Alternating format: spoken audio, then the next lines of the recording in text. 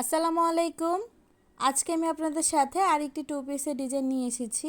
আজকের ডিজাইনটা একটু ভিন্ন টাইপের। আপনারা গতকাল ভিডিওতে বুঝতে পারেননি বা গত ভিডিওতে আপনারা বুঝতে পারেননি কলারটা কীভাবে জয়েনিং করেছি। দুঃখিত, আমি আমার ভিডিওটা ঘোলাটে টাইপ হয়ে গিয়েছে, তো কোনো প্রবলেম নেই। এভাবে যেহেতু দেখা যাচ্ছে, যেহেতু এত কষ্ট করে ভিডিও মেকিং করি, তো আশা করছি আপনারা আমার বিষয়টা বুঝতে পারবেন। কাপড় এখানে আমি 4 পিস কাপড় নিয়েছি এবং বডি মেজারমেন্টের জন্য এখানে 7 ইঞ্চি নিয়েছি। তো এখানে কাপড়টা এক্সট্রাটা যেটা নষ্ট হবে, তো সেই কারণে আমি এটা ভাঁজ দিয়ে বডির অংশ অনুযায়ী এখানে নিয়েছি। এখানে 2.5 হাত বহর কাপড় আছে। 2.5 হাত বহর কাপড় যেহেতু আমি এখানে লুজ বডির যে ফিটিং অংশ সেটা নিচ্ছি 7 ইঞ্চি, গলার জন্য নিচ্ছি 2, কাঁধের জন্য নিচ্ছি 3.5 ইঞ্চি, হাতার আরমোলের জন্য নিচ্ছি আমরা 5.5 ইঞ্চি পরিমাণ, 7 ইঞ্চি নিচ্ছি বডির জন্য, মাজাতে নিচ্ছি 6.5। এভাবে আমরা পুরো ঘেরটা অ্যাডজাস্ট করে দিব।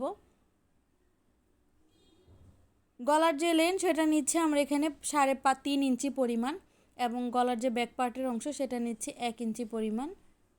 মাঝখানে যে ফাড়াটা দিব সেটা হচ্ছে আমরা 7 ইঞ্চি পরিমাণ, যেহেতু এখানে একটি মাত্র যেই বাটন হবে আর উপরে আমরা 3টা ফুল বসাবো বা 2টা বসাবো।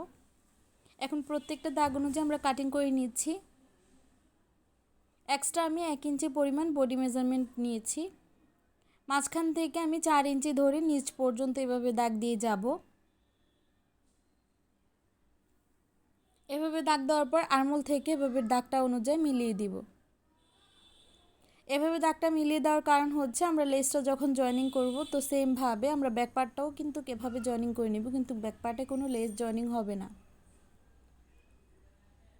সামনের দিকের গলার অংশটা একটু কাটিং করে নিচ্ছি ব্যাক পার্টটা বের করে, এবং 7 ইঞ্চিতে আমরা ফাড়াটা দিয়ে দিচ্ছি।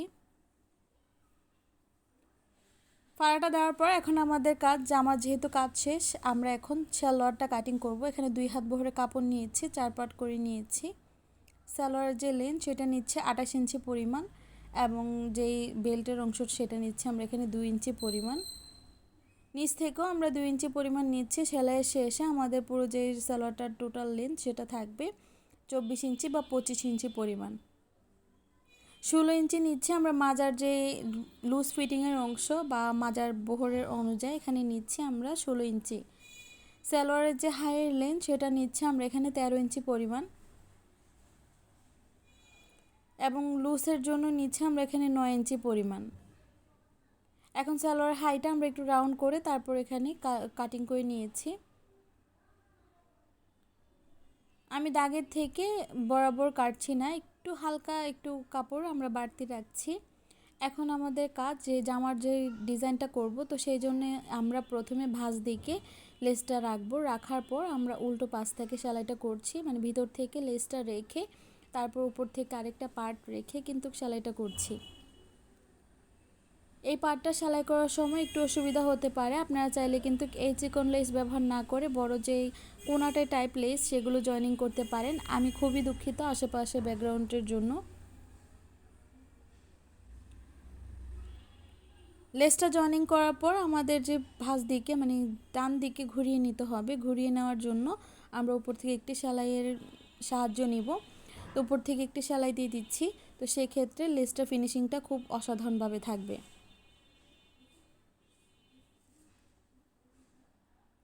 লেসের ফিনিশিংটা থাকার জন্য আমরা উপর থেকে একটি সেলাই দিয়ে নিয়েছি। এখন আমরা ব্যাক পার্টের যে অংশটা সেটাও সেলাই করে নিব।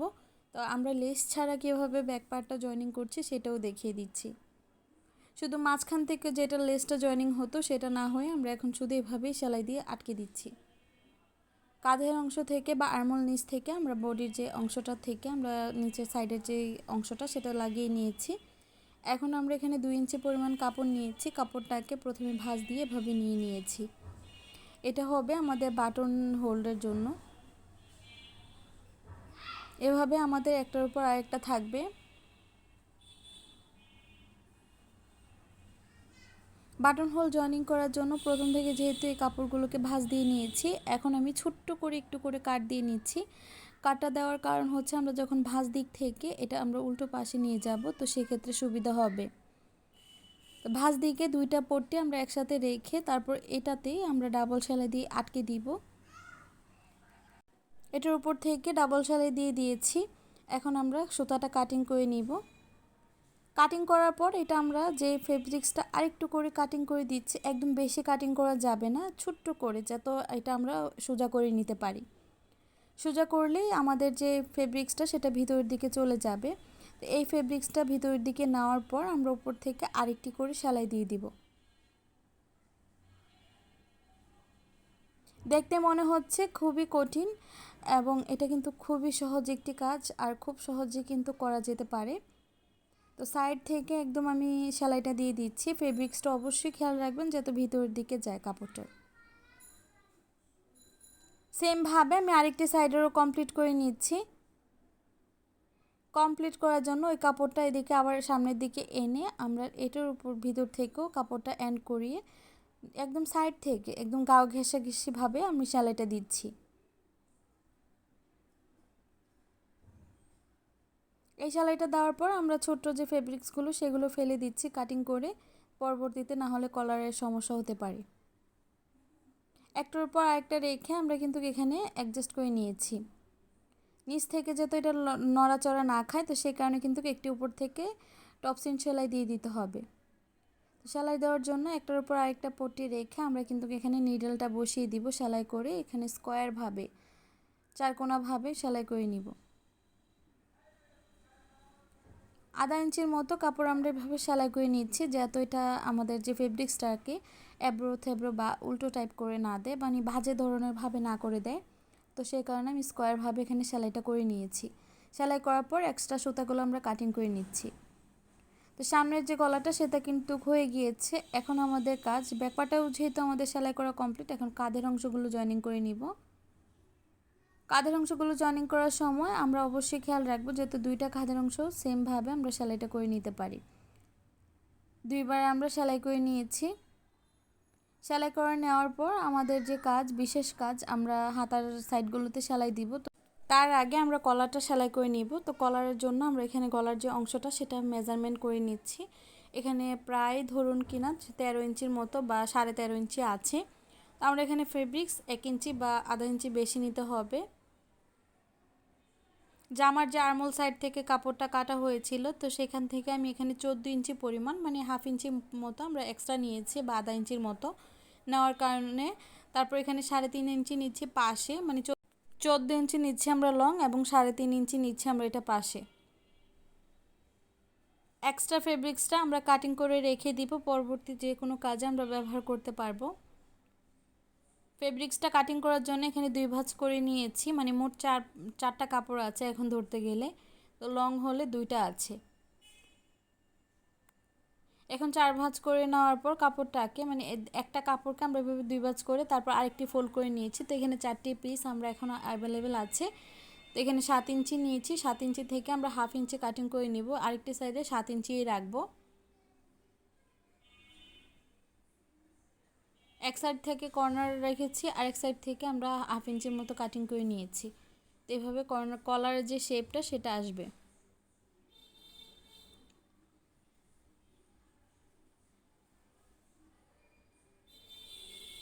খুবই, আপনি যদি আরও কর্নারভাবে রাখতে চান তো সেই ক্ষেত্রে 7 ইঞ্চির জায়গায় 7.5 ইঞ্চি নিচের দিকে রাখতে পারেন, উপরের দিকে 6.5 ইঞ্চি, তো কোনা ভাব থাকবে। তো কলারটা এভাবে তৈরি করে নিয়েছি। তো এখন আমাদের কাজ ভাঁজ দিকগুলো ভিতর দিকে রাখবো। তো তার আগে লেসটা জয়েনিং করে নিব সাইডটাতে। একটি সাইডে আমরা জয়েনিং করে নিলে তারপর এটার উপর থেকে আরেকটি জয়েনিং করে নেওয়া ইজি হবে।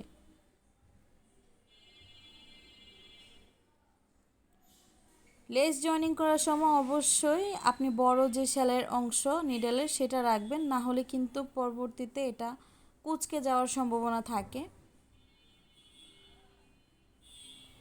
কুঁচকে যেত না যায় সে কারণে কিন্তু আমরা এভাবেই সেলাই করে থাকি। লেসটা পুরোটা গলাতে এভাবে ঘুরিয়ে ঘুরিয়ে বা কলারের সাইডে ঘুরিয়ে ঘুরিয়ে সেলাই করে নিচ্ছি।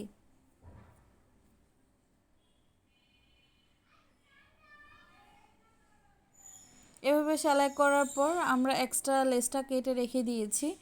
আমরা এখন কাজ করব যে ইনার পার্টটা যেহেতু আমরা বুঝতে পারবো না উপর থেকে রাখলে, তো সেই কারণে যেটার লেসটার উপর থেকে সেলাই পড়েছে সেই লেসটার সেলাইয়ের উপর থেকে আমরা এগুলো সেলাইটা দিয়ে নিব, ফিনিশিং সেলাইটা।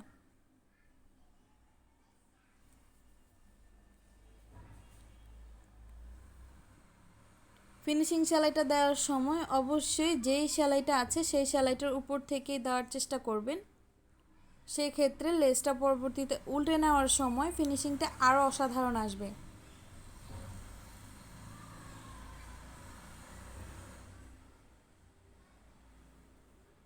এখন আমরা লেসটা উল্টে নিচ্ছি বা কলারটা উল্টে নিচ্ছি।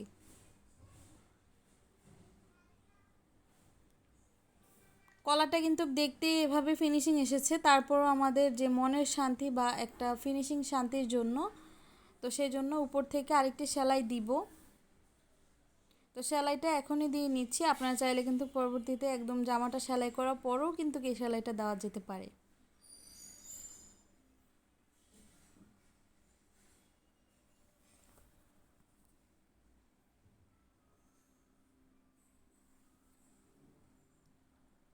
দুই সাইডে কমপ্লিট করে নিয়েছি।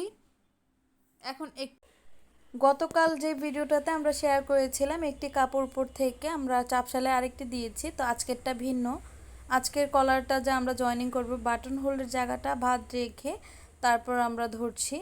এভাবেই কিন্তু আমরা সেলাই করে নিব, তো সেলাইটা এক্সট্রা থাকবে, এতে কোনো প্রবলেম হবে না। এটা আমরা ছোট ছোট করে কাট দিয়ে নিচ্ছি। এটা অবশ্যই সেলাইয়ের আগে কাটটা দিয়ে নেবেন, তাহলে মাঝে বরাবর আমাদের দিক নিশানো থাকবে।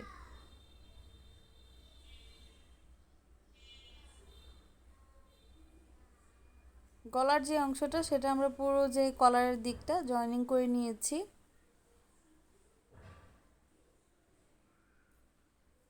তারপর লাস্টের দিকে এসে ডাবল সেলাই দিয়ে দিয়েছি। ভাঁজ দিকে ঘুরিয়ে নিলে কলারের লুকটা এসেছে এরকম। কলারটা এই যে উপর থেকে যে পট্টিটার অংশটা আমরা রেখেছি বাড়তি হিসাবে, তো সেটা কিন্তু এভাবে চাপ সেলাই দিয়ে দিচ্ছি। তো আমি গতকাল দেখিয়েছিলাম এক্সট্রা ফেব্রিকটা আমরা ফোল্ড করে রেখেছি, এটা কিন্তু ফোল্ড করিনি। তো এভাবেই কিন্তু চিকন করে ফোল্ড করে আমরা উপর থেকে সেলাইটা দিয়ে নিচ্ছি। তারপর এখানে আবার ঘুরিয়ে ডাবল সেলাই দিয়ে কাটিং করে নিচ্ছি। তারপরেও যদি আপনারা কলারটা না বুঝে থাকেন আমাকে কমেন্টে জানাবেন, আমি ইনশাল্লাহ আমি পরবর্তীতে যে কোনো একটা শর্ট ভিডিওতে বা লং ভিডিওতেই ডিটেলসে বুঝিয়ে আপনাদের সাথে শেয়ার করে দিব। কাঁধের অংশগুলোকে ভালোভাবে ফিনিশিংটা দিয়ে নিচ্ছি, যেহেতু আমরা এখানে কোনো এক্সট্রা বক্রম ব্যবহার করিনি। তারপরও দেখতেই পাচ্ছেন কলারটা মাশাআল্লাহ অনেক সুন্দর হয়েছে। তো কলারটা সুন্দর হওয়ার কারণ হচ্ছে আমরা এখন এই সাইড থেকে একটি হুক বা বোতাম লাগানোর জন্য এখানে ঘর একটি বা লেস দিয়ে লাগিয়ে নিচ্ছি। এখানে পানি কালার বোতাম লাগিয়ে নিব যাতে সব ফেব্রিক্সের লগে বা সব কাপড়ের সাথে অ্যাডজাস্ট হয়ে যায়। হাতার আর্মহোল সাইডটা আমি চিকন করে ভাঁজ দিয়ে সেলাইটা করে নিচ্ছি। এই সেলাইটা করার পর উল্টো পাশ থেকে বা ভাঁজ দিক থেকে আমরা যে লেসটা জয়েনিং করব, তো নিচ থেকে আমরা লেসটা দিয়ে উপর থেকে সেলাইটা দিয়ে নিচ্ছি, মানে ভাঁজ দিক থেকে। পুরো যে আর্মহোলটাতে আমরা কমপ্লিট করে নিয়েছি, আরেকটি সাইডও আমরা সেমভাবে কমপ্লিট করে নিব। এভাবে কমপ্লিট করা শেষে আমাদের যে বডি ফিক্সড বডি মেজারমেন্ট সেটা দিয়ে নিচ্ছি।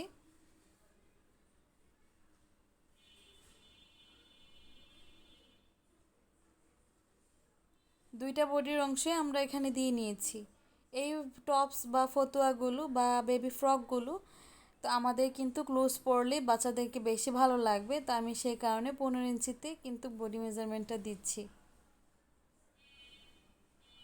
তারপর আমরা নিচের ঘেরের অংশটা সেলাই করে নিচ্ছি। আমি জানি আজকের ভিডিওটা একটু বড় হয়ে গিয়েছে, তারপর যারা একদম ডিটেলসে শিখতে চান, মানে বিশেষ করে নতুনদের জন্য বলছি, যারা বিশেষ একদম ডিটেলসে শিখতে চান তো তাদের জন্য আজকের ভিডিওটা আশা করছি হেল্পফুল হবে। এই হচ্ছে জামাটার যে ডিজাইন, আশা করছি আপনাদের কাছে এই ডিজাইনটা ভালো লেগেছে। এখন আমরা শর্টকাটের ভিতরে সালোয়ারটা সেলাই করব। সালোয়ারের কলিগুলোকে প্রথমে জয়েনিং করার পর পায়ের দিকের অংশগুলো আমরা সেলাই করে নিব চিকন করে। তো আমি দুইটা পায়ের অংশ সেলাই করার পর তারপর যে সালোয়ার হাইয়ের অংশটা সেটা লাগিয়ে নিচ্ছি। তো দুইবার করে আমরা এই সালোয়ার হাইয়ের অংশটা সেলাই করে নিব। সালোয়ার হাইয়ের অংশটা সেলাই করার পর বা কলির অংশটা সেলাই করার পর আমরা কিন্তু এখানে এক্সট্রা কোনো কলি ব্যবহার করিনি। আর এখন আমরা মাজার দিকের কাপড়টা চিকন করে ফোল্ড করে একটি সেলাই দেওয়ার পর আরেকটি ভাঁজ দিয়ে সেলাই করে নিচে বা মাজার ঘেরের অংশতে বেল্ট জয়েনিং করে নিব। তো এভাবেই আরেকটি সেলাই দিয়ে দিচ্ছি।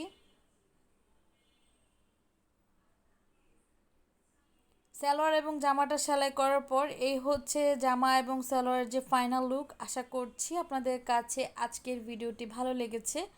ভালো লেগে থাকলে আমাকে ভিডিওটিতে জানাতে ভুলবেন না। Like, comment, share and subscribe করে দিবেন আমার ফ্যাশন ডিজাইনার হালিমা চ্যানেলটি। আল্লাহ হাফিজ, আসসালামু আলাইকুম।